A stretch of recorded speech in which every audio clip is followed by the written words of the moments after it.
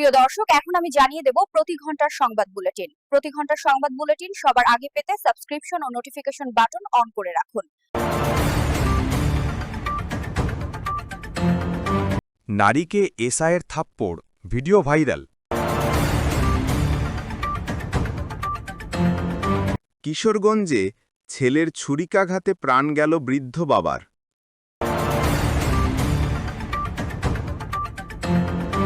আমার এক হাত নাই, কৃত্রিম হাতটাও পুলিশ ভেঙে ফেলেছে। রাগ, বেদনা আর হতাশা মিশ্রিত কণ্ঠে কথাগুলো বলছিলেন আতিকুল ইসলাম।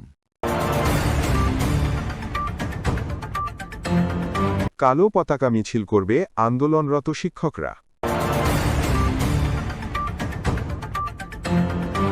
রেকর্ড সংখ্যক এইডস রোগী শনাক্ত পাকিস্তানে।